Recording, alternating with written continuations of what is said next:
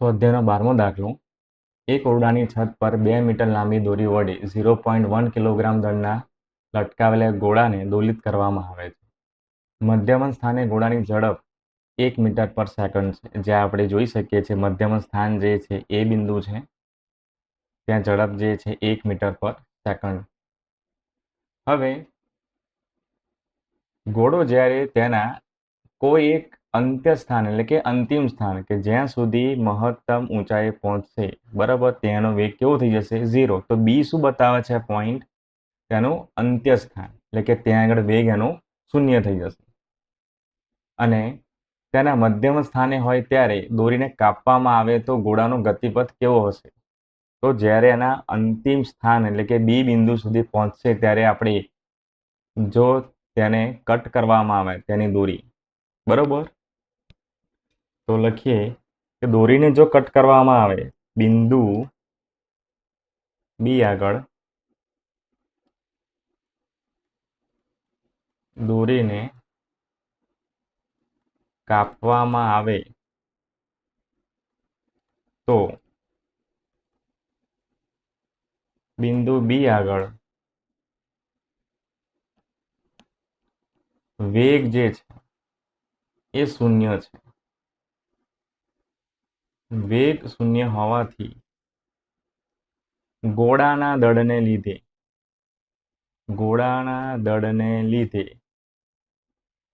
વજન બળ F = mg ને લીધે આ ગોળો જે છે એ નીચેની તરફ જે છે એ ગતિ કરશે. નીચેની તરફ એનો ગતિપથ જે છે એ અધો દિશામાં આવશે. કેમ કે વેગ જે છે બિલકુલ 0 છે, બરાબર. તો ત્યાં આગળ ગ્રેવિટી એનું કામ કરશે અને ગોળો જે છે અધો દિશામાં ગતિ કરશે. લખીએ F = mg ને લીધે ગોળો અધો દિશામાં ગતિ કરશે, બરાબર. હવે જો આપણે ગોળાને મધ્યમ સ્થાનેથી એટલે કે મધ્યમ સ્થાન જે છે એટલે કે બિંદુ શું છે? એ છે. બિંદુ એ પરથી દોરીને કાપવામાં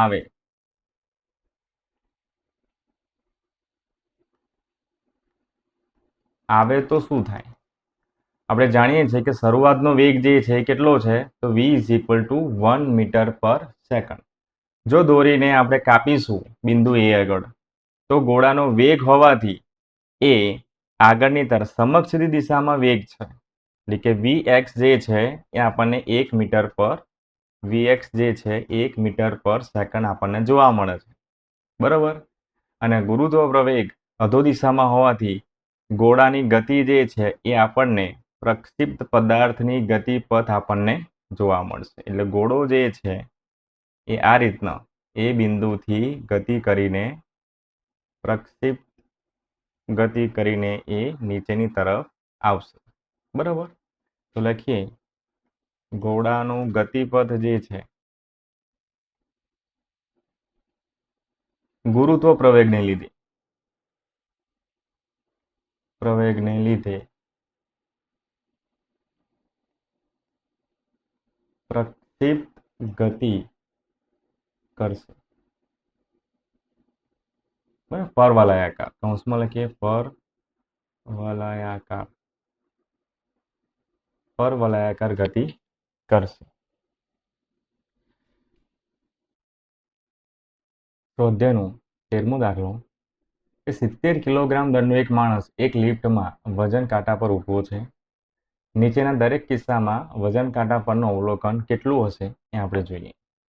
તો પહેલું કે લિફ્ટ ઉપરની તરફ 10 મીટર પર સેકન્ડની નિયમિત ઝડપથી ગતિ કરે તો વજન કાંટા પર એનું નોંધ કરેલું જે વજન જે છે કેટલું આવશે એ જોઈએ. તો પહેલાં આપણે થોડું સમજીએ કે જો લિફ્ટ સ્થિર હશે, બરાબર, તો એનું વજન જે છે એ આપણને F = mg આપણને જોવા મળશે, સ્થિર હશે તો.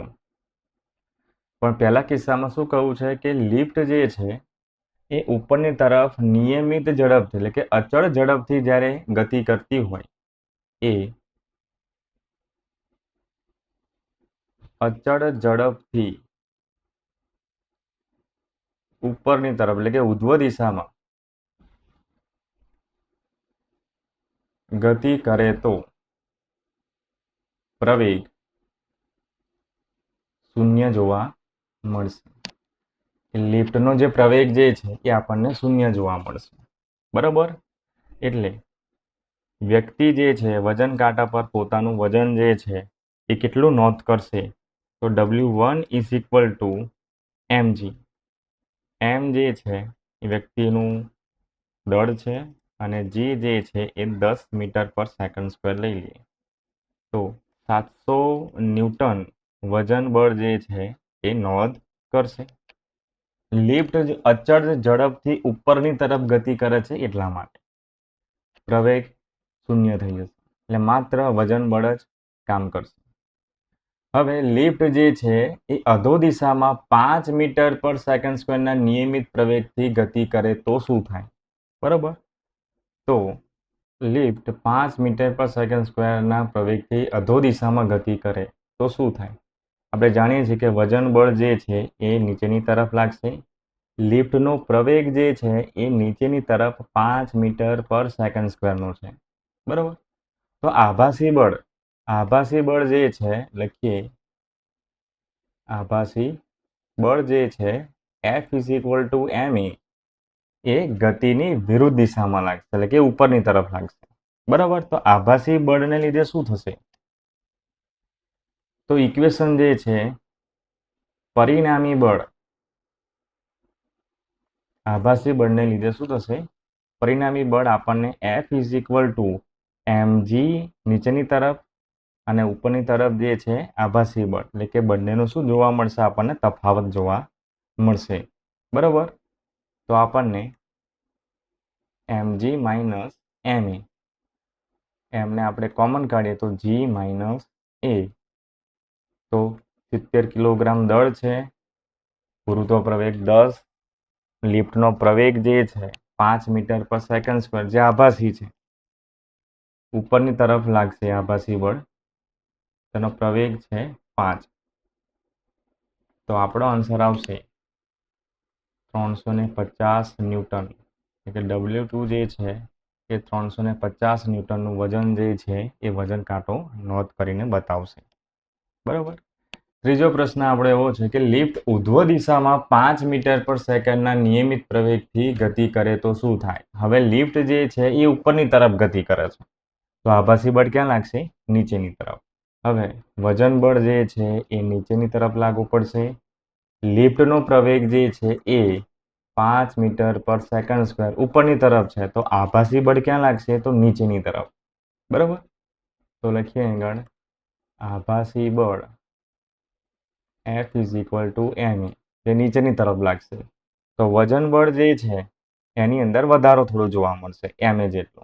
તો પરિણામી બળ જે છે લખીએ પરિણામી બળ F is equal two mg plus ma આ બંનેનો સરવાળો થશે.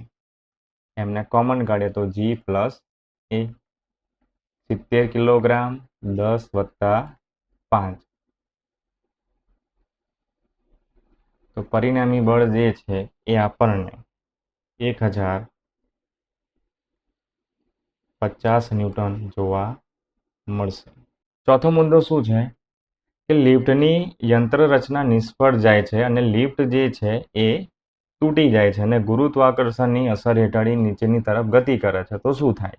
હવે ક્યારે પોસિબલ છે? જો આ લિફ્ટનું કેબલ તૂટી જાય તો આ લિફ્ટ જે છે એ ગુરુત્વ પ્રવેગની અસર હેઠળ નીચેની તરફ ગતિ કરશે તો શું થશે? તો લિફ્ટનો પ્રવેગ જે છે એ કોના બરાબર થઈ જશે? ગુરુત્વ પ્રવેગ બરાબર થઈ જશે. બરાબર. વ્યક્તિનું વજન બળ જે છે F ઇઝ ઇક્વલ ટુ આવશે mg. તો એ જે છે એ સીધે આપણને 10 મીટર પર સેકન્ડ સ્ક્વેર મળી જશે જે ગુરુત્વ પ્રવેગનું મૂલ્ય આપેલું છે. તો આભાસી બળ ક્યાં લાગશે? લિફ્ટ નીચેની તરફ ગતિ કરશે તો આભાસી બળ લાગશે ઉપરની તરફ. આભાસી બળ. બરાબર. તો F ઇઝ ઇક્વલ ટુ આવશે ma. તો પરિણામી બળ જે છે લખીએ પરિણામી બળ એટલે કે વજન બળ જે છે એફ ઇઝ ઇક્વલ ટુ શું થઈ જશે mg માઇનસ ma. એમ બહાર નીકળશે તો g માઇનસ એની કિંમત શું છે તો g જ છે એટલે આપણો આન્સર આવશે 0 ન્યૂટન. આનો મતલબ એ કે વજન કાંટો જે છે કોઈ પણ પ્રકારનું વજન જે છે નોટ કરશે નહીં અને લિફ્ટ જે છે એ નીચેની તરફ ગતિ કરશે તો વજન કાંટો કોઈ પણ પ્રકારનું વજન નોંધ કરશે નહીં એટલે કે ભાર વિહીન લાગશે. તો અધ્યાયનો 14મો દાખલો કે 4 કિલોગ્રામ દળના એક કણનો સ્થાન સમય આલેખ દર્શાવે છે તો t ઇઝ લેસ ધેન 0 સમયે કણ પર લાગતું બળ આપણે શોધીએ. તો t ઇઝ લેસ ધેન 0 આપણે y અક્ષ પર અંતર બતાવેલું છે, આ અંતર છે અને x અક્ષ પર શું છે તો સમય છે. t બરાબર 0 સમય જે છે એ ઉગમ બિંદુએ છે તો લેસ ધેન 0 સમય તો ક્યાં આવશે તો આ બાજુ તરફ એટલે કે t લેસ ધેન 0 સમય આવશે બરાબર. તો આ વખતે કણ પર લાગતું બળ શોધવાનું છે. તો આપણે જોઈ શકીએ છીએ આકૃતિ પરથી કે t ઇઝ લેસ ધેન 0 સમય પદાર્થ કેવો છે તો સ્થિર છે. તો લખીએ પહેલું કે t ઇઝ લેસ ધેન 0 સમયે પદાર્થ સ્થિર છે. પદાર્થ સ્થિર હોવાથી એનો વેગ કેવો આવશે 0 આવશે બરાબર. અને વેગ 0 હશે તો પદાર્થ ગતિ કરતો નહીં હોય એટલે કે m is equal two 4 kilogram દળના પદાર્થ પર લાગતું બળ જે છે એ શોધીએ તો f is equal two ma પરથી બરાબર. તો એના પર બળ જે છે એ બિલકુલ 0 લાગશે કેમ કે વેગ જ 0 છે તો પ્રવેગ પણ 0 તો f ઇઝ ઇક્વલ ટુ 0 બરાબર. તો કોઈ પણ પ્રકારનું બળ જે છે એ લાગશે નહીં એટલે કણ સ્થિર છે એટલા માટે. બીજું શોધીએ આપણે કે t is greater than 4 second તો 4 સેકન્ડ તમે જોઈ શકો છો 4 સેકન્ડ થી મોટા સમય એટલે કે 5મી 6ઠી 7મી સેકન્ડે એટલે કે આ ભાગ જે છે અહીંથી t is greater than 4 second એટલે આ ભાગ આવશે. એ દરમિયાન પદાર્થ જે છે એ સમય સાથે એનું સ્થાન બદલતો નથી એટલે પદાર્થ સ્થિર છે. તો આ વખતે પણ લખીએ કે t is greater than 4 second સમયે એટલે કે 4 કરતાં વધારે સમય દરમિયાન પદાર્થ સ્થિર છે. પદાર્થ સ્થિર છે તો તેના પર કોઈ પણ પ્રકારનું બળ લાગશે નહીં એટલે પરિણામી બળ જે છે એ 0 મળશે આપણને. આગળ શું કહ્યું છે કે 0 less than t less than 4 second તો કયો સમયગાળો છે તો આ ઉગમ બિંદુ આપણે ઓ લઈ લઈએ બરાબર. ઓ થી એ બિંદુ સુધી સમયગાળાને આપણે લખીએ કે 0 less than t less than 4 second બરાબર. એટલે સમયગાળો જે છે 0 કરતાં મોટો છે અને 4 સેકન્ડ કરતાં નાનો છે એટલે કે ઓ થી એ સુધીનું આવશે. તો આપણે ગ્રાફ પ્રમાણે આપણે જોઈ શકીએ છીએ કે આ દરમિયાન પદાર્થ જે છે એ નિયમિત વેગથી ગતિ કરે છે બરાબર. એટલે પદાર્થ જે છે અચળ વેગથી ગતિ કરતો હોવાથી લખીએ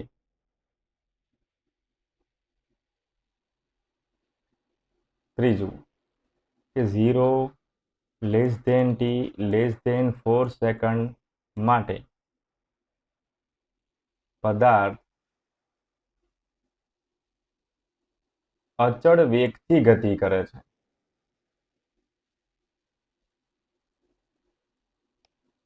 માટે પ્રવેગ જે છે એ 0 થઈ જશે તો આ કણ પર લાગતું બળ પણ શું થઈ જશે F બરાબર ma પરથી F ઇઝ ઇક્વલ ટુ 0 બરાબર. એટલે આપણને બળ મળશે નહીં.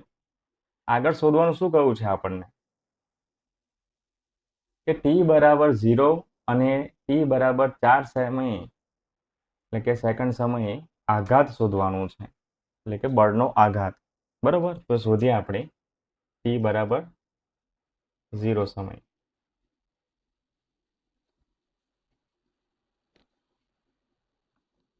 લખીએ કે t બરાબર 0 સમયે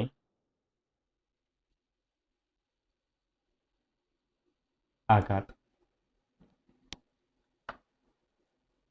t બરાબર 0 સમયે પ્રારંભિક વેગ જે છે પદાર્થનો કેવો છે તો 0 છે.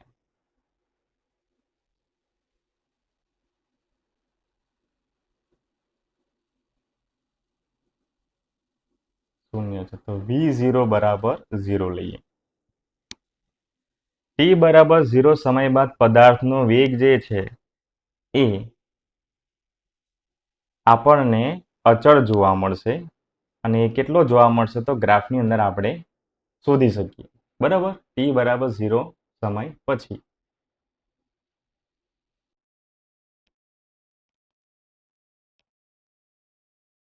આકૃતિ પરથી આપણે જોઈ શકીએ છીએ કે t બરાબર 0 સમયે પદાર્થનો વેગ જે છે એની આગળ પ્રારંભિક વેગ 0 છે. બરાબર, તો 0 સમય પછી આપણને વેગ જોવા મળશે. બરાબર, તો 0 થી 4 સેકન્ડ દરમિયાન બરાબર અંતિમ વેગ જે છે એ કેટલો જોવા મળશે તો થીટાને આધારે આપણે શોધી શકીએ. એટલે કે tan theta is equal two સામેની બાજુ કેટલી છે તો ચેક કરીએ કે સામેની બાજુ જે છે એ આવશે 3 મીટર અને પાછળની બાજુ કેટલી છે તો 4 મીટર. બરાબર, તો tan થીટા બરાબર 3/4. બરાબર, અને આ ઢાળ જે છે એ વેગનું મૂલ્ય આપણને બતાવશે કેમ કે ગ્રાફ જે છે કોનું છે તો અંતર વર્સિસ સમયનો ગ્રાફ.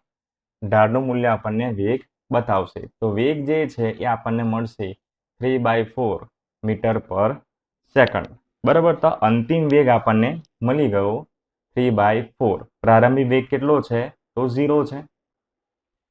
તો t બરાબર 0 સમયે આપણે બળનો આઘાત જે છે એ શોધીએ તો વેગમાનમાં થતો ફેરફાર જે છે કેટલો આવશે? વેગમાનમાં થતો ફેરફાર delta p is equal two f into delta t. આને આપણે બળનો આઘાત કહીશું. જો તમે વેગમાનનો થતો ફેરફાર શોધી નાખશો તો આપણને બળનો આઘાત મળી જાય. બરાબર, તો બળનો આઘાત જે છે એ delta p is equal to શું જોવા મળશે? mv અંતિમ વેગમાન માઇનસ પ્રારંભિક વેગમાન.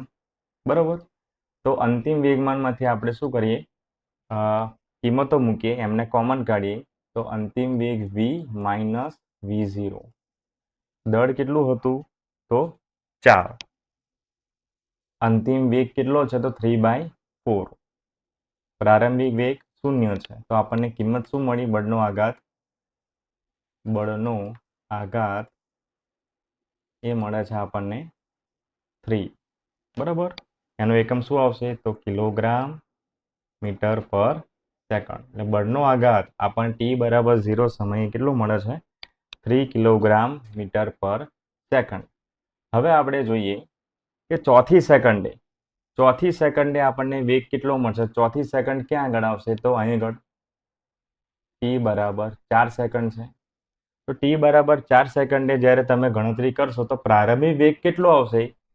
અહીંનો જે અંતિમ વેગ હતો v ઇઝ ઇક્વલ ટુ 3/4 જે અંતિમ વેગ હતો એ t બરાબર ચોથી સેકન્ડે પ્રારંભિક થઈ જશે.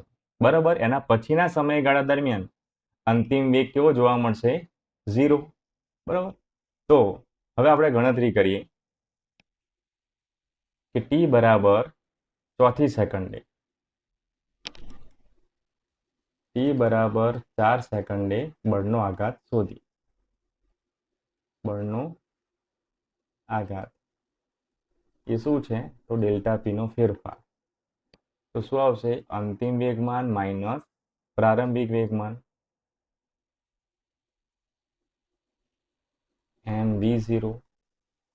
એમને કોમન કાઢીએ તો અંતિમ વેગ કેટલો છે ચોથી સેકન્ડે? તો અંતિમ વેગ જે છે એ 0 થઈ જશે. એની પહેલા પ્રારંભિક વેગ કેટલો છે તો 3/4. તો લખીએ અંતિમ વેગ 0 છે અને પ્રારંભિક વેગ કેટલો છે તો 3/4. એમની કિંમત મૂકી દઈએ 4. તો 4 ઇન્ટુ -3/4 તો -3 કિલોગ્રામ મીટર પર સેકન્ડ એ આપણને બળનો આઘાત જે છે એ ચોથી સેકન્ડે આપણને મળશે.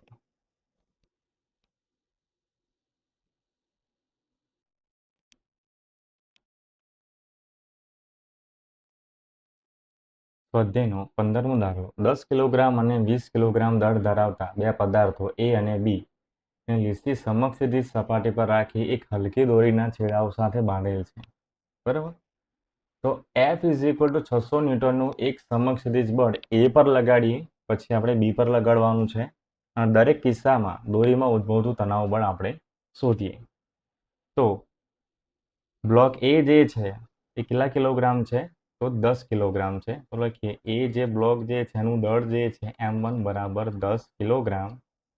બ્લોક બી જે છે એનું દળ જે છે એ કેટલું છે? તો 20 કિલોગ્રામ.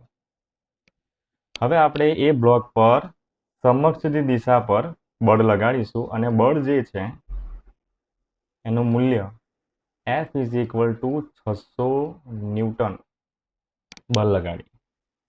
તો દોરીની અંદર ઉદ્ભવતું તણાવ બળ આપણે શોધીએ. તો વચ્ચેની દોરી તમે જોઈ શકો છો કે દોરી એ અને બી બ્લોકને બાંધેલી છે.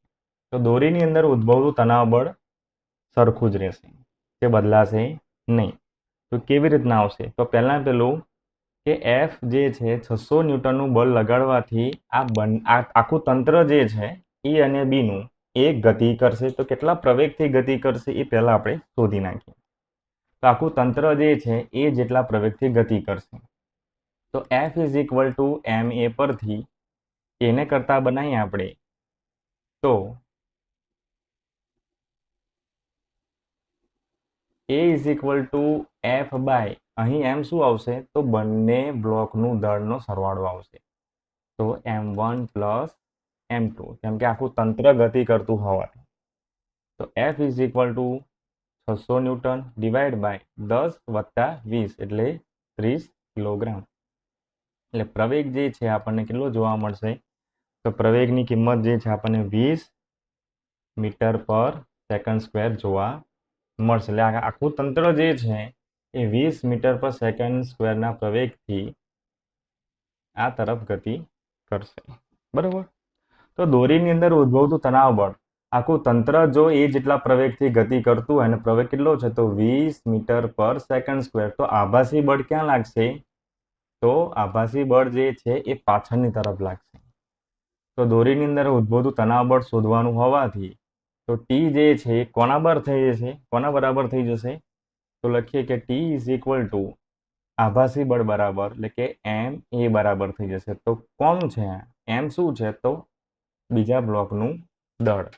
તો T is equal two M2A. તો M2 ની કિંમત જે છે એ કેટલી છે? તો 20 કિલોગ્રામ. અને પ્રવેગ કેટલો ઉત્પન્ન થયો? તો 20. એટલે આપણને આન્સર કેટલો મળશે? તો 400 ન્યૂટનનું તણાવ બળ જે છે આ દોરી અનુભવ કરશે અથવા તણાવ બળ ક્રિએટ થશે.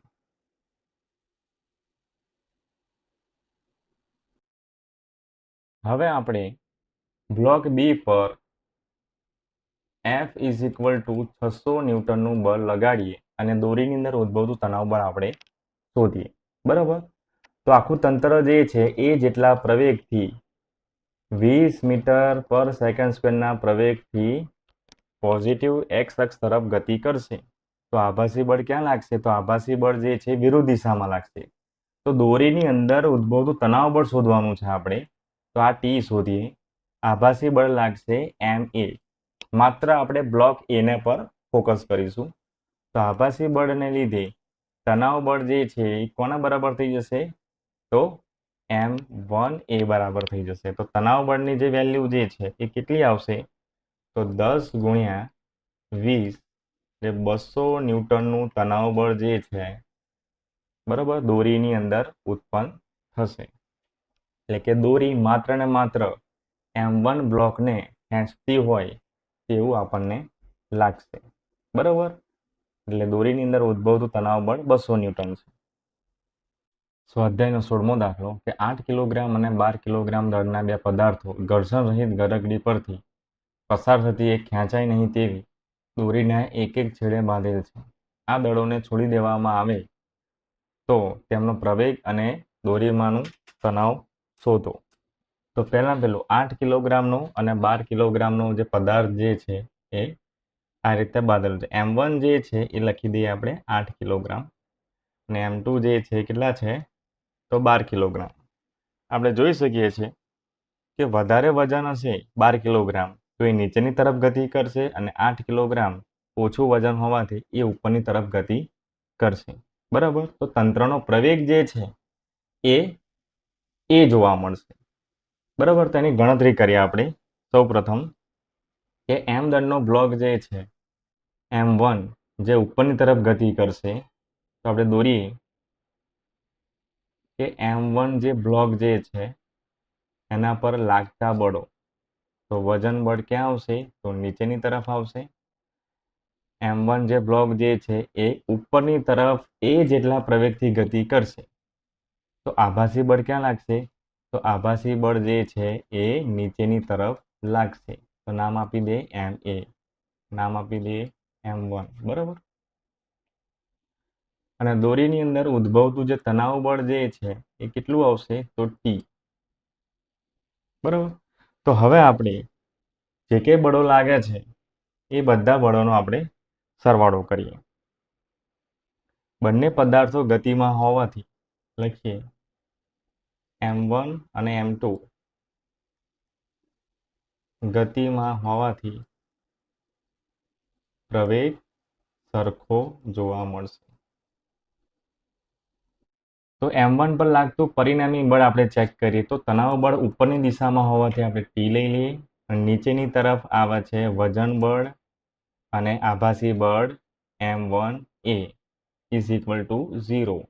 આપણે પરિણામી બળને કરતા બનાવીએ તો પરિણામી બળ જે છે એ શું આવશે તો T minus M1G is equal to M1A. આપણને આ સમીકરણ મળી ગયું પહેલું. બરાબર. એટલે તણાવ બળ અને M1G એટલે કે વજન બળનો તફાવત આપણને પરિણામી બળ મળશે અને પરિણામી બળ બીજું કશું જ નથી. એ શું છે આભાસી બળ છે જે આપણે નોટ કરીએ. તો આ સમીકરણ પહેલું મળે છે. હવે આપણે બ્લોક બીજો જે છે એના પર આપણે ફોકસ કરીએ. 12 કિલોગ્રામનો જે બ્લોક જે છે અને આ પહેલું સમીકરણ આપણે નોટ કરી રાખીશું. હવે 12 કિલોગ્રામનો જે બ્લોક જે છે M2 એ નીચેની તરફ એ જેટલા પ્રવેગથી ગતિ કરશે તો M2 નું વજન બળ આવશે નીચેની તરફ. M2 દળનો બ્લોક જે છે એ નીચેની તરફ એ જેટલા પ્રવેગથી ગતિ કરશે તો આભાસી બળ ક્યાં લાગશે ઉપરની તરફ. બરાબર. તો તણાવ બળ અને આભાસી બળ એક જ દિશામાં લાગશે. તો ઇક્વેશનો આપણે બનાવીએ તો પરિણામી બળ જે છે એને છેલ્લે કરતા બનાવીશું. તો M2A પ્લસ કેપિટલ T બંને ઉપર એક જ દિશામાં હોવાથી પ્લસ લઈશું આપણે માઇનસ M2G જે વજન બળ છે જે નીચેની તરફ ઇઝ ઇક્વલ ટુ 0. તો પરિણામી બળને આપણે કરતા બનાવીએ તો M2A ઇઝ ઇક્વલ ટુ શું આન્સર આવશે M2G માઇનસ કેપિટલ T. દોરીની અંદર ઉદ્ભવતું તણાવ બળ સરખું આપણને જોવા મળશે. તો આ સમીકરણ આપણને બીજું જોવા મળ્યું. તો સમીકરણ 1 અને સમીકરણ 2 નો આપણે શું કરીએ સરવાળો કરીએ. તો સમીકરણ 1 જે છે શું છે M1A is equal two T minus M1G. તો લખીએ આપણે સમીકરણ 1 અને 2 નો સરવાળો કરતા તો M1A is equal two T minus M1G અને સમીકરણ 2 M2A is equal to M2G minus capital T. હવે આ બંનેનો આપણે સરવાળો કરીએ તો સરવાળો કરીશું આપણે તો એ કોમન નીકળશે M1 plus M2 is equal two સરવાળો કરીશું આપણે તો તણાવ બળ જે છે એ કેન્સલ થઈ જશે બાદબાકીમાં.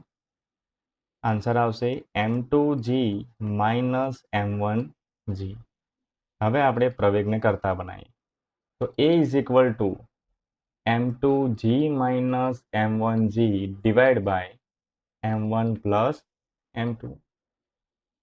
ઉપરથી આપણે g ને કોમન કાઢીએ તો સૂત્ર બનશે m2 માઇનસ m1 છેદમાં m1 પ્લસ m2 કૌંસની બહાર g. કિંમતો આપણે મૂકી દઈએ બધી. m2 જે છે એ 12 કિલોગ્રામ હતું, m1 જે છે 8 કિલોગ્રામ હતું, જીની કિંમત 10 લઈ લઈએ, 10 મીટર પર સેકન્ડ સ્ક્વેર. તો લખીએ કે 12 માઇનસ 8 ડિવાઈડ બાય 12 પ્લસ 8 કૌંસની બહાર 10. સોલ્યુશન કરીએ આપણે તો મૂલ્ય જે છે એ કેટલું મળશે આપણને 2 મીટર પર સેકન્ડ સ્ક્વેર. એટલે તંત્રનો પ્રવેગ જે છે એ આપણને 2 મીટર પર સેકન્ડ સ્ક્વેર આપણને મળે છે. હવે આ પ્રવેગની કિંમત કોઈ પણ એક સમીકરણની અંદર આપણે મૂકી દઈએ. સમીકરણ 1 જે છે બરાબર, આ સમીકરણ 1 માં મૂકીએ અથવા 2 ની અંદર મૂકીએ અને આપણે તણાવ બળને કરતા બનાવીએ. તો સમીકરણ 1 પરથી m1a is equal two T minus mg પરથી ટી ને કરતા બનાવીએ તો T is equal two m1a plus m1g. હવે કિંમતો મૂકીએ આપણે. m1 કોમન નીકળશે તો a પ્લસ g. m1 કેટલા હતા તો 8 કિલોગ્રામ. પ્રવેગ હમણાં શોધ્યો આપણે 2 મીટર પર સેકન્ડ સ્ક્વેર અને જીની કિંમત આપણે 10 લઈ લઈએ.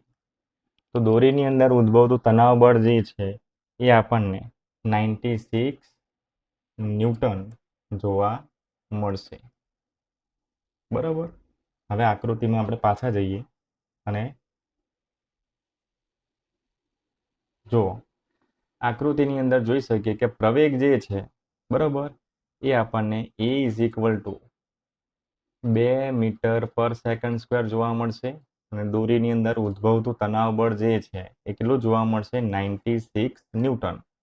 દોરી એક જ હોવાથી બરાબર ટી બરાબર 96 ન્યૂટન 12 કિલોગ્રામના છેડે જે બાંધેલી દોરી જે છે બરાબર એ સીધી 8 કિલોગ્રામના પદાર્થ સાથે પણ બાંધેલી છે. તો દોરીની અંદર ઉદ્ભવતું તણાવ બળ જે છે 96 એટલે કે 96 ન્યૂટન જોવા મળશે અને તંત્રનો પ્રવેગ 2 મીટર પર સેકન્ડ સ્ક્વેર જોવા મળશે. સ્વાધ્યાયનો 17મો દાખલો કે પ્રયોગશાળાની નિર્દેશ ફ્રેમમાં એક ન્યુક્લિયસ સ્થિર છે. જો તે બે નાના ન્યુક્લિયસોમાં વિભંજન પામે તો દર્શાવો કે નિપજો વિરુદ્ધ દિશામાં ગતિ કરતા હોવા જોઈએ. તો ધારો કે ન્યુક્લિયસ જે છે ન્યુક્લિયસ એ સ્થિર છે, તેનો વેગ જે છે એ આપણે 0 લઈ લઈએ. તો ન્યુક્લિયસનું જે પ્રારંભિક જે વેગમાન જે છે લખીએ કે ન્યુક્લિયસનું પ્રારંભિક વેગમાન જે છે એ આપણે લઈ લઈએ p1 બરાબર. અને અંતિમ વેગમાન જે છે અંતિમ વેગમાન એ લઈ લઈએ આપણે p2. આપણે જાણીએ છીએ કે વેગમાનના સંરક્ષણના નિયમ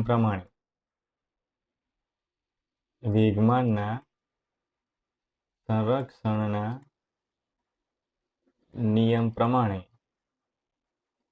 પ્રારંભિક વેગમાન એ જ અંતિમ વેગમાન જોવા મળશે. તો પ્રારંભિક વેગમાન જે છે એ કેટલું જોવા મળશે તો લખીએ કે p1 is equal two m v1. v1 0 હોવાથી તો પ્રારંભિક વેગમાન આપણને 0 જોવા મળશે. તો લખીએ p1 ઇઝ ઇક્વલ ટુ 0. હવે આપણે અંતિમ વેગમાન શોધીએ. શું કહું છે કે જો તે બે ટુકડાઓની અંદર વિભંજન પામે, ધારો કે અંતિમ વેગમાન જે છે એ આપણે જોઈએ કે કોઈ એક m1 અને બીજો એક ટુકડો જે છે એ m2 આની અંદર વિભંજન પામે છે બરાબર. આનો વેગ હશે v1, આનો વેગ હશે v2 બરાબર. તો આ બંને જે છે એકબીજાની વિરુદ્ધ દિશામાં ગતિ કરતા હશે એવું સાબિત કરવાનું છે આપણે. તો ધારો કે ન્યુક્લિયસના બે ટુકડા થઈ ગયા બરાબર. તો અંતિમ વેગમાન જે છે અંતિમ વેગમાન એ P2 ઇઝ ઇક્વલ ટુ શું આન્સર આવશે? તો આ બંનેનો સરવાળો. તો m1 v1 પહેલા ટુકડાનું વેગમાન વત્તા બીજા ટુકડાનું વેગમાન આવશે m2 v2. આપણે જાણીએ છીએ કે P1 અંતિમ વેગમાન ને પ્રારંભિક વેગમાન જે છે સરખા હશે, બરાબર. તો પ્રારંભિક વેગમાન જે છે 0 હતું. તો 0 ઇઝ ઇક્વલ ટુ m1 સદિશ v1 પ્લસ m2 સદિશ v2. હવે આપણે કોઈ એકને કરતા બનાવીએ, કોઈ વેગને કરતા બનાવીએ. તો m1 v1 is equal to minus m2 v2. હવે v1 ને કરતા બનાવીએ તો માઇનસ m2 બાય m1 સદિશ v2. આપણે જોઈ શકીએ છીએ કે આગળ જે વેગ જે છે એ બંને મળે છે v1 અને v2, પણ વચ્ચે આગળ માઇનસ ચિહ્ન બતાવે છે. આનો મતલબ કે જો કોઈ એક વેગ જે છે એ માઇનસ એક્સ દિશામાં ગતિ કરતો હશે તો બીજો જે છે એની વિરુદ્ધ દિશામાં ગતિ કરતો હશે. એટલે આપેલ સૂત્ર પરથી આપણે કહી શકીએ કે ન્યુક્લિયસના જો બે ટુકડા થાય તો બંને ટુકડાઓ એકબીજાની વિરુદ્ધ દિશામાં ગતિ કરતા હશે. વિદ્યાર્થી મિત્રો, સ્વાધ્યાયનો 18મો દાખલો જોઈએ. શું કહું છે કે 0.05 કિલોગ્રામ દળના બે બિલિયર્ડ બોલ 6 મીટર પર સેકન્ડની ઝડપથી ગતિ કરતા અથડાય છે અને તેટલી જ ઝડપથી પાછા ફેંકાય છે. દરેક બોલને બીજા વડે લગાડેલો આઘાત કેટલો હશે એ શોધીએ. તો પહેલું આપણે જોઈએ છીએ પ્રમાણે કે m1 અને m2 જે છે એ દરેક દડાનું દળ જે છે કેવું છે? સરખું છે, બરાબર, જે આપણે જોઈ શકીએ. બંનેનું જે મૂલ્ય જે છે વેગનું કેટલું છે? તો 6 મીટર પર સેકન્ડ. તો પહેલું જે પહેલો દડો જે છે અને બીજો દડો એ સામસામે જ્યારે અથડાય છે તો અથડામણ પહેલાની સ્થિતિ આપણે નોટ કરીએ. તો પહેલો દડો જ્યારે v1 જેટલા વેગથી ગતિ કરશે પોઝિટિવ એક્સ અક્ષ ડાયરેક્શનની અંદર, બરાબર. તો પોઝિટિવ એક્સ અક્ષ તરફ ગતિ કરશે એટલે વેગ લઈ લીધો આપણે +6 metre per second I caret. અને બીજો જે દડો જે છે અથવા આ જે બોલ જે છે એ માઇનસ એક્સ અક્ષ બાજુ ગતિ કરતો હોવાથી -6 metre per second I caret આપણે લઈ લીધું. હવે અથડામણ પછી શું થશે? વિરુદ્ધ દિશામાં ગતિ કરશે બંને દડાઓ. તો વેગનું નામ આપી દીધું આપણે v1 ડેશ. એ વિરુદ્ધ દિશામાં જતો હોવાથી -6 metre per second I caret. બીજો દડો અથડામણ પછી એ ગતિની વિરુદ્ધ દિશામાં ગતિ કરશે તો v2 ડેશ જે છે એ આપણે +6 મીટર પર સેકન્ડ આપણે લઈ લીધી. તમે જોઈ શકો છો +6 મીટર પર સેકન્ડ. પહેલા કેટલી હતી? તો -6 મીટર પર સેકન્ડ. આ અંતિમ વેગ છે, બરાબર. હવે આપણે આગળ જોઈએ. પ્રથમ બોલને લીધે લાગતો આઘાત જે છે એ ડેલ્ટા પી છે. આપણે જાણીએ છીએ કે ડેલ્ટા પી શું આવશે? બળનો આઘાત F ડેલ્ટા ટી, બરાબર. તો ડેલ્ટા પી આપણે શોધી નાખીશું તો બળનો આઘાત આપણને મળી જાય. તો અંતિમ વેગમાન માઇનસ પ્રારંભિક વેગમાન. અંતિમ વેગમાન જે છે લખીએ P2 માઇનસ P1. તો અંતિમ વેગમાન શું છે પહેલા દડાનું? તો m v1 dash minus m v1. એમને કોમન કાઢીએ આપણે v1 ડેશ માઇનસ v1, જે આપણે જાણીએ છીએ એની કિંમતો કેટલી છે? તો 6 મીટર પર સેકન્ડ. કિંમતો મૂકીએ આપણે અને આનું સોલ્યુશન કરીશું તો -0.6 આઈ caret kilogram metre per second આપણને બળનો આઘાત મળી જશે.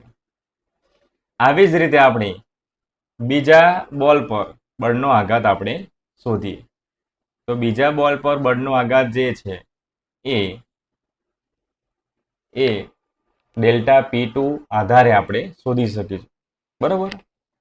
તો આની અંદર P2 માઇનસ P1 જે છે બીજા દડાની વાત કરીએ તો m v2 dash minus m v2.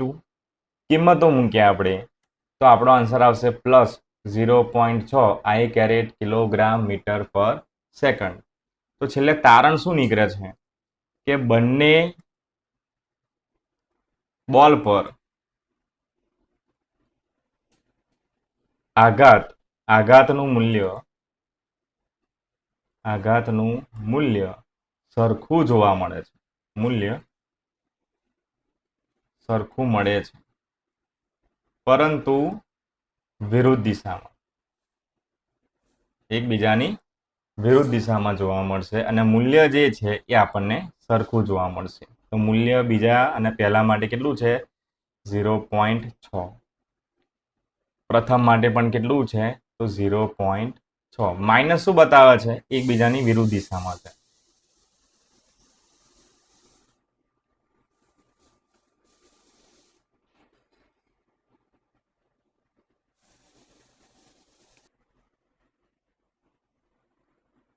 સ્વાધ્યાયનો 19મો દાખલો. 100 કિલોગ્રામ દળની ઘનમાંથી 0.020 કિલોગ્રામ દળનો એક સેલ ફોડવામાં આવે છે. ઘનની નાળમાંથી બહાર આવતા સેલની ઝડપ 80 મીટર પર સેકન્ડ હોય તો ઘન કેટલી ઝડપથી પાછી ફેંકાશે? તો આપણે સમજીએ કે 100 કિલોગ્રામ દળની કોઈ ઘન છે, એટલે કે થોડી મોટી હશે, બરાબર. એનું વેઇટ જે છે એ આપણે નોર્મલ આપણે બંદૂકની જેમ થોડુંક આપણે દોરીશું સમજવા માટે, બરાબર. ધારો કે આ કોઈ એક ગન છે, એનું દળ જે છે એ કેટલું છે? 100 કિલોગ્રામ. આમાંથી બંદૂકમાંથી ગોળી જે છે એને ફોડવાની છે, બરાબર. એનું જે દળ જે છે, આ જે દળ જે છે નાની ગોળીનું, એ શું છે? તો 0.020 કિલોગ્રામ, સ્મોલ એમ, બરાબર. હવે જ્યારે આ ગોળી અથવા સેલ જે છે એ બંદૂકની અંદર હશે ત્યારે પ્રારંભિક વેગમાન જે છે આ બંનેનું શું હતું? તો 0, બરાબર. તો લખીએ, બધી વસ્તુઓ સાઈડ પર લખીએ આપણે કે સેલનું દળ જે છે, small m is equal to 0.020 kilogram. ઘનનું દળ કેટલું છે? તો capital M is equal to 100 kilogram, બરાબર. અને ઝડપ કેટલી છે? સેલ જે છે ફોડ્યા બાદ સેલની ઝડપ જે છે એ કેટલી છે? તો v1 is equal to 80 metre per second.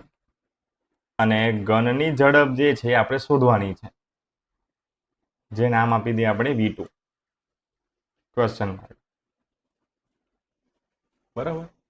તો પ્રારંભિક વેગમાન જે છે એ પહેલા આપણે શોધીએ અને અંતિમ વેગમાન, આ બંનેનું શું થશે? મૂલ્ય સરખું આવશે, એટલે કે વેગમાનનું સંરક્ષણ થશે. તો લખીએ કે રેખીય વેગમાનના સંરક્ષણ નિયમ મુજબ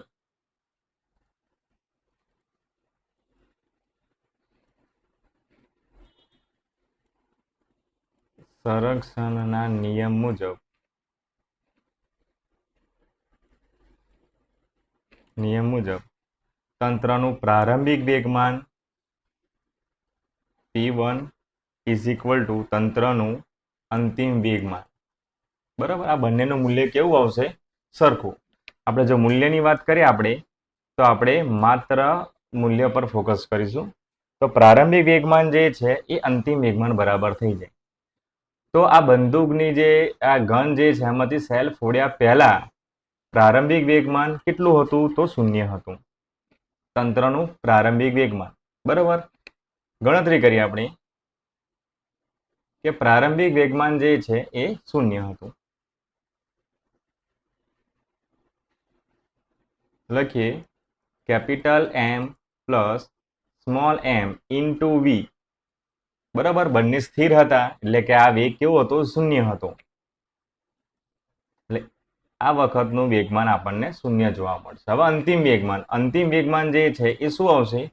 બંદૂકની ગોળી જે છે એ આગળની તરફ ગતિ કરે છે અને આ ગન જે છે એ પાછળની તરફ v2 જેટલા વેગથી ગતિ કરશે. અને બંદૂકની જે ગોળી જે છે એટલે સેલ જે છે એ v1 આપેલા છે, કેટલા છે? તો 80 મીટર પર સેકન્ડ. હવે આપણે ગણતરી કરીએ કે અંતિમ વેગમાન જે છે સેલનું, તો m v1 વત્તા ગનનું વેગમાન કેપિટલ M v2, આપણે v2 ને શોધવાના છે, બરોબર. તો આપણે કરતા બનાવીએ v2 ને, તો કઈ રીતે, તો mv1 બરાબરની આ બાજુ સાઈડ આવશે એટલે માઇનસ થઈ જશે is equal to capital M v2. હવે આપણે v2 ને કરતા બનાવીએ તો minus M v1 divide by capital M. બરાબર, કિંમતો મૂકીએ આપણે બધી. સ્મોલ m કોનું દળ છે, તો સેલનું દળ છે જે આપણને આપેલું છે, અને કેટલું છે 0.020 માઇનસ 0.020 બરાબર, 0.02 પણ લખી શકાય, ચાલે. વેગ કેટલો હતો 80 ડિવાઈડ બાય 100 કિલોગ્રામ દળ કોનું હતું, તો ઘનનું. આનું આપણે સોલ્યુશન લાવીએ, બરાબર, કેલ્ક્યુલેશન કરીશું તો ઝડપ જે છે આપણને v2 is equal to minus 0.016 metre per second આપણને મળશે. બરાબર, એટલે ઘનની ઝડપ જે છે એ આપણને કેટલી જોવા મળશે, તો માઇનસ 0.016 મીટર પર સેકન્ડ.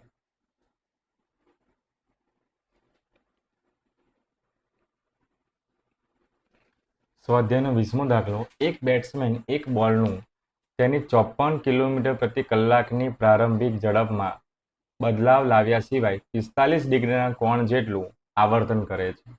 બોલ પર લાગુ પાડેલ આઘાત કેટલો હશે એ શોધીએ. બોલનું દળ આપેલું છે 0.15 કિલોગ્રામ. તમે આકૃતિમાં જોઈ શકો છો કે કોઈ એક દડાને, આ એક દડો જે છે એને નાખવામાં આવે છે, બરાબર. બેટ્સમેન જે છે એ શું કરશે, બોલનું 54 કિલોમીટર પ્રતિ કલાકની ઝડપનું શું કરશે, એની ઝડપમાં બદલાવ્યા વગર, એટલે કે ઝડપની અંદર કોઈ મૂલ્ય બદલાશે નહીં, અને એટલી જ ઝડપથી દડો જે છે એ ફંગોળાશે, બરાબર. અને ખૂણો કેટલો છે, તો 45 ડિગ્રીનો. તો આપણે એંગલ ચેક કરીએ કે 45 ડિગ્રીનો ખૂણો જે છે આકૃતિમાં બતાવ્યા પ્રમાણેના બે ભાગ કરી દીધા, 22.5 ડિગ્રી અને 22.5, બરાબર. ઝડપ જે છે કેટલી છે, તો v is equal two 54 kilometre પ્રતિ કલાક મીટર પર સેકન્ડમાં આપણે કન્વર્ટ કરીએ તો આપણો આન્સર આવશે 15 મીટર પર સેકન્ડ, બરાબર. ઝડપ, દળ કેટલું છે, તો લખીએ 0.15 કિલોગ્રામ. હવે આકૃતિમાં જોઈ શકીએ છીએ કે વેગમાન જે છે, પ્રારંભિક વેગમાન, બરાબર, એ કઈ તરફ ગતિ કરે છે, તો પહેલા ચરણની અંદર. પહેલા ચરણની અંદર ગતિ કરશે તો એ એક્સ અક્ષ સાથે કેટલા ડિગ્રીનો ખૂણો બનાવશે, તો આપણે ચેક કરીએ તો 22.5 ડિગ્રીનો ખૂણો બનાવશે એક્સ અક્ષ સાથે. અને એના બે ઘટકો આપણે વિચારીએ P1 ના, બરાબર. તો બે ઘટકો જે છે એ શું આવશે, પાસેની બાજુનું ઘટક લખીએ આગળ P1 cos theta I caret, અને સામેની બાજુનું ઘટક શું આવશે, P1 sin theta J caret. થીટાનું મૂલ્ય આપણે જાણીએ છીએ કે 22.5 છે, બરાબર. હવે જ્યારે બેટ્સમેન એને હિટ કરશે દડાને, તો એ બીજા ચરણની અંદર તમે જોઈ શકો છો P2 જે છે એનું અંતિમ વેગમાન છે.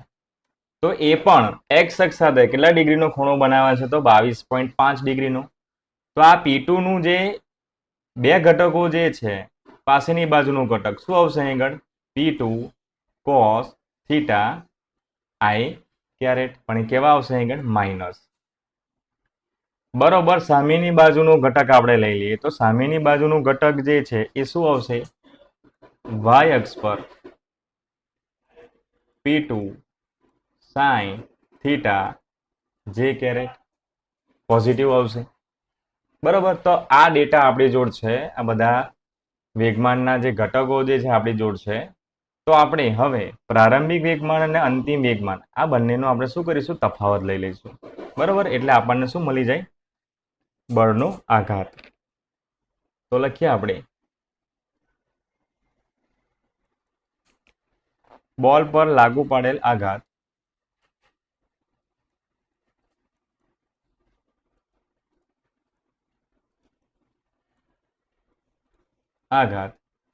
એ શું આવશે, વેગમાનમાં થતો ફેરફાર. તો લખીએ P2 માઇનસ P1, બરોબર.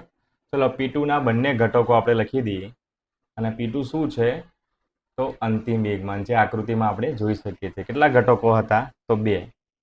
બરાબર. તો P2 ની કિંમતો લખીએ આપણે -P2 cos theta I caret. તો P2 ની y પરનો ઘટક કઈ ગયો? તો લખીએ આપણે plus P2 sin theta J caret. ચલો હવે માઇનસ પ્રારંભિક આપણે લખીએ, કૌંસમાં લખીશું આપણે પ્રારંભિક. તો P1 cos theta I caret plus P1 sin theta J caret. બરાબર. તો P2 અને P1 નો જે તફાવત જે છે એ આપણે હવે કરીએ. આપણે જાણીએ છીએ કે દળ અને ઝડપ બધું સરખું છે. તો P1 is equal two P2 is equal two આપણે કોમન જે છે આપણે P લઈ લઈએ તો ઉપરનું ઇક્વેશન શું બનશે?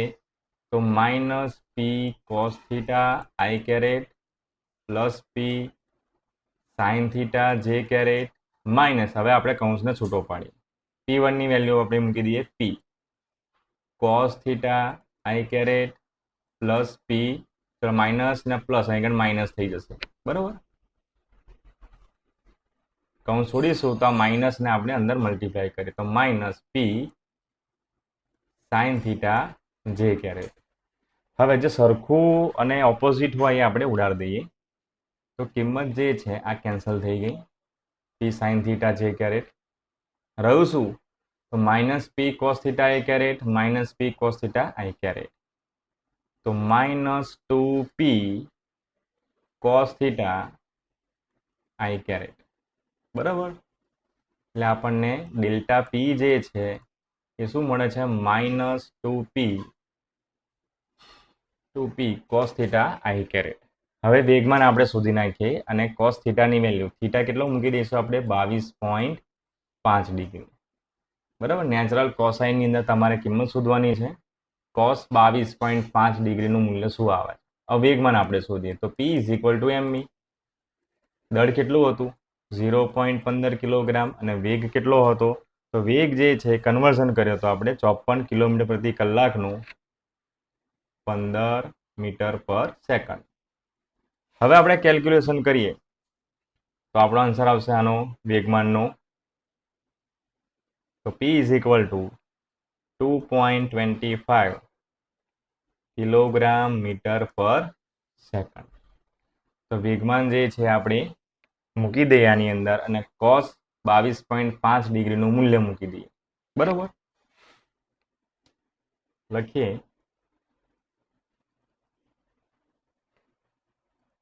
cos 22.5 ડિગ્રીનું જે મૂલ્ય જે છે એ કેટલું આવશે? તો 0.9239. બધી જ આપણે કિંમતો આની અંદર મૂકી દઈએ. ઇઝ ઇક્વલ ટુ -2.25 ઇન્ટુ 0.9239 અથવા 9239 I કેરેટ. બરાબર. સોલ્યુશન કરીએ તો ડેલ્ટા P જે છે એ આપણને કિંમત મળશે -4.1575 I કેરેટ. એકમ લખી દઈએ આપણે કિલોગ્રામ મીટર પર સેકન્ડ. તો -4.1575 I caret kilogram metre per second આપણને બળનો આઘાત મળી જશે.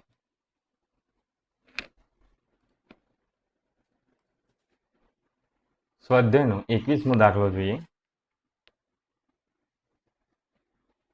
દોરીના એક છેડે બાંધેલા 0.25 કિલોગ્રામ દળના પથ્થરને સમક્ષ સમતલમાં 1.5 મીટર ત્રિજ્યાના વર્તુળમાં 40 પરિભ્રમણ પ્રતિ મિનિટની ઝડપથી ઘુમાવવામાં આવે છે. દોરીમાં તણાવ કેટલું હશે એ શોધવાનું છે. જો દોરી મહત્તમ 200 ન્યૂટનનું તણાવ ખમી શકે તેમ હોય તો કેટલી મહત્તમ ઝડપથી પથ્થરને ઘુમાવી શકાય? તો પહેલું આપણે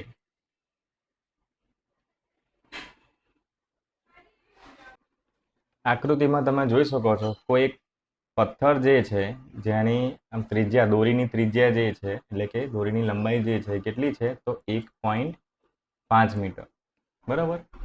ત્રિજ્યાના વર્તુળમાં શું કરવાનું છે અને ઘુમાવેલું છે એટલે કે ગોળ ગોળ ફેરવવાનું છે આપણે. અને તમને કહી દીધું કે 40 પરિભ્રમણ પ્રતિ મિનિટ કરે છે. પથ્થરનું દળ કેટલું છે તો 0.25 કિલોગ્રામ બરાબર. તો લખીએ પથ્થરનું દળ 0.25 કિલોગ્રામ અને ત્રિજ્યા કેટલી છે તો ત્રિજ્યા લખ્યા આપણે 1.5 મીટર. હવે આની કોણીય ઝડપ કેટલી એ શોધવા માટે આપણે શું કરીશું પહેલું કોણીય ઝડપ શોધવા માટે આપણે જાણીએ છીએ કે ઓમેગા જે છે બરાબર એનું સૂત્ર શું આવશે 2π/T. કેપિટલ ટી એ આવર્તકાળ છે બરાબર. અને આવર્તકાળ જે છે એ ક્યારે આપણને જોવા મળશે જ્યારે પથ્થર જે છે એ પરિભ્રમણ કરીને પોતાની મૂળ જગ્યાએ પાછો આવશે ત્યારે લીધેલા સમયગાળાને એક આવર્તકાળ આપણે કહીશું બરાબર. અને આ દરમિયાન કેટલું કોણાવર્તન કરે છે તો 2π જેટલું. તમને કહી દીધું છે અહીં આગળ કે 40 પરિભ્રમણ કરે છે બરાબર. તો ઓમેગાને શોધવા માટે આપણે શું કરીશું હવે તો ઓમેગા ઇઝ ઇક્વલ ટુ 40 પરિભ્રમણ માટે કેટલું કોણાવર્તન કરશે 2π જેટલું એ કોણાવર્તન કરશે બરાબર. અને પ્રતિ મિનિટ છે તો સેકન્ડ કેટલી આવશે તો ભાગ્યા આપણે 60 કરી દઈએ એટલે આપણને ઓમેગા આપણને મળી જાય. ઓમેગા શું છે તો કોણીય ઝડપ છે. તો લખીએ કોણીય ઝડપ બરાબર. તો ઓમેગા જે છે આપણે પેલું શોધીએ તો ઓમેગાની જે કિંમત જે છે એ કેટલી આવશે કેલ્ક્યુલેશન કરીશું તો 4π 0 કેન્સલ થઈ જશે બરાબર. અહીં 3 થઈ જશે તો 4π/3 એકમ લખી દે રેડિયન પ્રતિ સેકન્ડ બરાબર. હવે આ શોધવાની જરૂર કેમ પડી તો પહેલી એ વાત કે આપણે આ પથ્થરનો વેગ જે છે એ શોધવો પડશે. આ પથ્થરનો વેગ જે છે એ શોધવો પડશે અને વેગનું સૂત્ર જે છે એ શું આવશે રેખીય વેગનું તો v is equal to R omega. v is equal to R omega. તો કિંમત જાણીએ છીએ કે આર ઇઝ ઇક્વલ ટુ કેટલા છે 1.5 અને ઓમેગા હમણાં સુધી નાખીએ 4/3 ઇન્ટુ પાઈ બરાબર. એટલે આપણને પથ્થરનો જે વેગ જે છે એ આપણને મળી જાય. તો કેટલો મળશે આપણને પથ્થરનો વેગ તો v is equal two calculation કરીએ આપણે તો 6.28 મીટર પર સેકન્ડ. તો આપણને પથ્થરનો વેગ મળી ગયો. શોધવાનું શું કહ્યું છે આપણને તો તણાવ બળ. જ્યારે પથ્થર વર્તુળમય ગતિ કરતો હોય તો દોરીની અંદર તણાવ બળ જે છે ઉત્પન્ન થશે અને તણાવ બળ જે છે કેન્દ્ર તરફ છે. તો કેન્દ્ર તરફ જે છે એ કયું બળ લાગે છે તો કેન્દ્રગામી બળ. તો લખીએ કે વર્તુળમય ગતિ કરતા પદાર્થ પર કેન્દ્રગામી બળ લાગે છે બરાબર. અને આ કેન્દ્રગામી બળ જે છે mv²/r છે અને એ કોના બરાબર લઈશું આ કન્ડિશનની અંદર તણાવ બળ બરાબર. તો માત્ર ને માત્ર આપણે કેન્દ્રગામી બળ શોધી નાખીએ અને એ શું છે દોરીની અંદર ઉત્પન્ન થયેલું તણાવ બળ. કિંમતો મૂકીએ આપણે 0.25 વેગ કેટલો એનો વર્ક કરીએ ડિવાઈડ બાય 1.5 બરાબર. હવે આનું સોલ્યુશન કરીએ આપણે તો તણાવ બળ જે છે T is equal two 6.573 newton. તણાવ બળ આપણને દોરીની અંદર ઉત્પન્ન થયેલું કેટલું જોવા મળશે 6.573 ન્યૂટન બરાબર. હવે આપણા પ્રશ્નની અંદર શું કહેલું છે કે જો દોરી મહત્તમ 200 ન્યૂટનનું તણાવ બળ ખમી શકે તો વેગ કેટલો તો લખીએ જો દોરી 200 ન્યૂટન તણાવ બરાબર તણાવ બળ જે છે એ ખમી શકે તો કેટલા ઝડપથી અથવા કેટલી મહત્તમ ઝડપ આપણને મળશે તો મહત્તમ ઝડપ આપણે શોધવાની છે બરાબર. તો આપેલા સૂત્રની અંદર જે તણાવ બળ હતું એ કિંમત mv²/r બરાબર હતું. હવે તણાવ બળ જે છે એ 200 આપણે લઈ લઈએ. તો 200 ઇઝ ઇક્વલ ટુ એમ કેટલા હતા 0.25. હવે આ વખતનો આપણે મહત્તમ વેગ શોધવાનો છે. તો v² ને આપણે એવાની એમાં જ રાખીશું. ત્રિજ્યા 1.5 છે. બરાબર. હવે આપણે v² ને કરતા બનાવીએ. તો v² ની જે કિંમત જે છે મેક્સિમમ વેલ્યુ જે છે v² એ આપણને મળશે 1200. વર્ગમૂળ લઈ લઈએ તો મેક્સિમમ ઝડપ જે છે એ આપણને 34.641 મીટર પર સેકન્ડ આપણને મળશે. બરાબર. જો દોરી વધારે મજબૂત હોય અને 200 ન્યૂટનનું તણાવ બળ ખમી શકતો તો કેટલી સ્પીડથી આને આપણે ફેરવીશું જેથી તૂટી ના જાય? તો મેક્સિમમ ઝડપ કેટલી છે? તો 34.641.